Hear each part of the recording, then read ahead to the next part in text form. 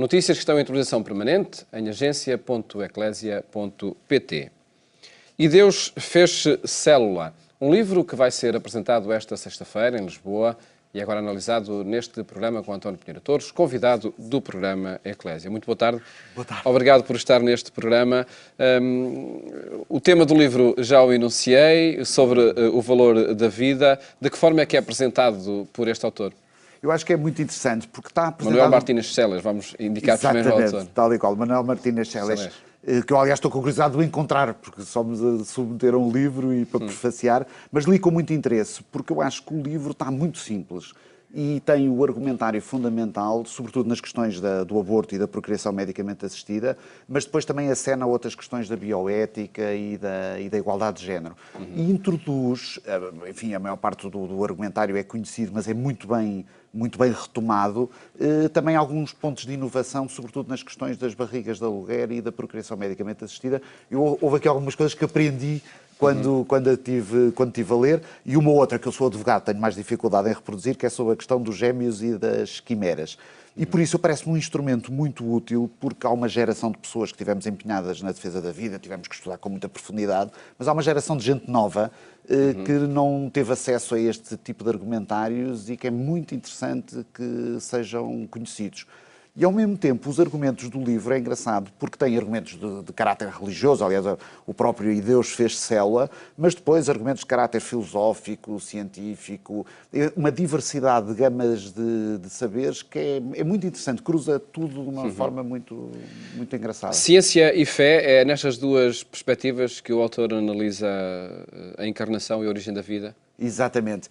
E, ao mesmo tempo, como depois a ciência vai mostrando que aquilo que diz a fé é mesmo, de facto, aquilo que acontece e que acontece na vida.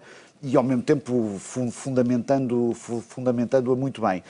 Também esta questão de que, de facto, esta tarefa da defesa da vida é uma tarefa de que aconteça aquilo que Deus quer que venha a acontecer, quer dizer, que se revela a vida naquilo que ela tem de surpreendente, do que venha a acontecer na vida, mas que é também uma tarefa em que se colabora de alguma forma com Deus na própria criação.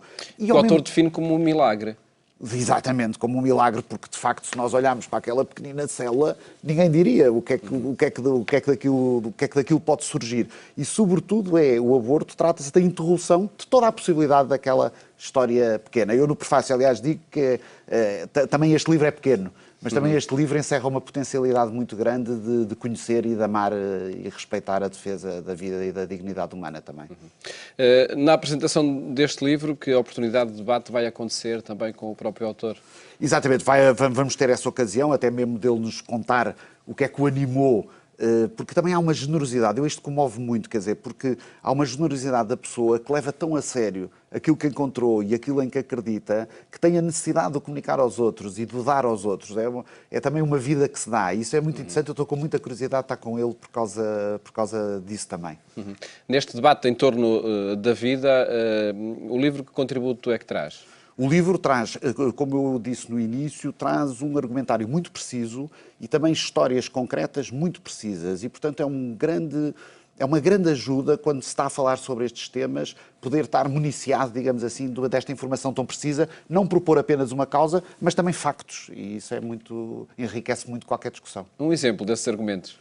O exemplo desses argumentos é o que não se conhece em relação às consequências da procriação medicamente assistida. A procriação medicamente assistida é recente, estamos a falar de algumas dezenas de anos, e, portanto, ainda não é possível perceber quais são as consequências ao nível da saúde das pessoas que são geradas dessa forma. E existem diversos interrogativos que o autor põe e que é muito interessante para lançar, digamos assim, a dúvida se isto será ou não uma boa ideia. É uma problemática que está em debate na sociedade portuguesa, europeia e em todo o mundo, mas concretamente em Portugal, e creio que é a vice-presidente da Federação Portuguesa pela Vida, não é? Exatamente. Há causas de defesa da vida que estão em cima da mesa e ameaçadas também por leis que vão avançando no seu processo legislativo e estão concluídas mesmo, nomeadamente a procriação medicamente assistida. Tal e qual, e das barrigas de aluguer. De facto, digamos assim, em dossiês abertos, porque há dossiês nunca tão fechados por natureza, como a questão do aborto, que é uma questão que continua pendente na sociedade portuguesa e com números trágicos e com uma realidade, sobretudo, que estraga a vida das pessoas, das famílias, das mulheres e, propriamente dito, das crianças que não chegam a nascer. Mas, digamos assim, politicamente 3 dossiês abertos, 2 que são a questão das barrigas de aluguer e da procriação medicamente assistida, que têm leis já aprovadas, publicadas, promulgadas, etc., mas que está a tentar suscitar a questão da constitucionalidade dessas leis. Por um lado, por uma iniciativa de um grupo parlamentar no que diz respeito às barrigas de aluguer, e depois grupos de cidadãos que vão tentar junto ao Provedor da Justiça que também seja verificada essa constitucionalidade.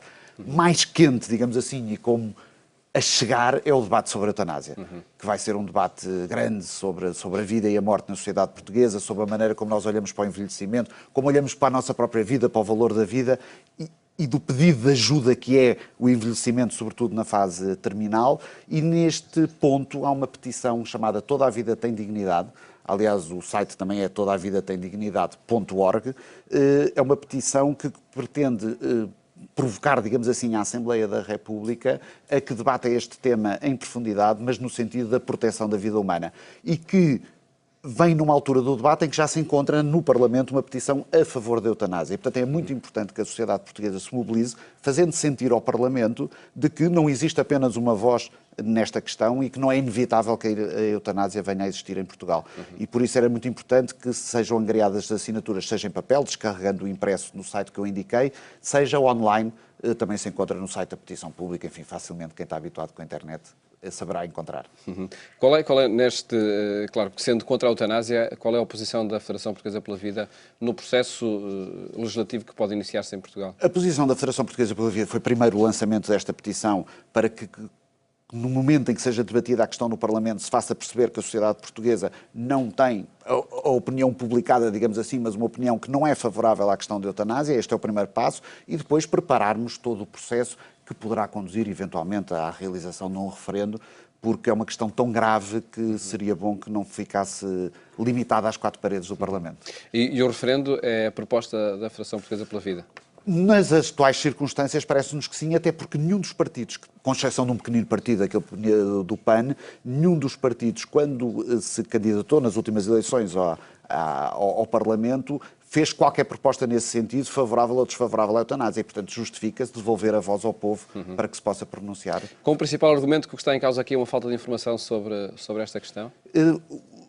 Os 2 principais argumentos são, por um lado, não é inevitável que a nossa fase terminal de vida seja uma fase horrível, dolorosa, passada na maior das dores. Existem, graças a Deus, os cuidados paliativos e, portanto, a pessoa pode morrer serenamente. Hoje em dia a ciência já tem meios de o proporcionar. E, por outro lado, uma pessoa que se encontra naquela situação terminal, aquilo que pede é o amor e o carinho de quem o rodeia. Nós sabemos que muitas vezes isso é difícil, nós próprios temos a experiência com os nossos pais, muitas vezes em condições dessas, mas ao mesmo tempo também percebemos, olhando para eles, é o meu pai, é a minha mãe, quer dizer, é quem me criou e, portanto, aquela situação em que ela está, o que pede é a minha companhia, tal como os meus pais me fizeram companhia quando eu era pequenino e não era capaz de nada. António Pinheiro Torres, agradeço ter estado aqui neste programa e felicidades por este trabalho de defesa da vida que vão promovendo. Muito obrigado e parabéns à Eclésia também pelo seu trabalho. Muito obrigado por isso.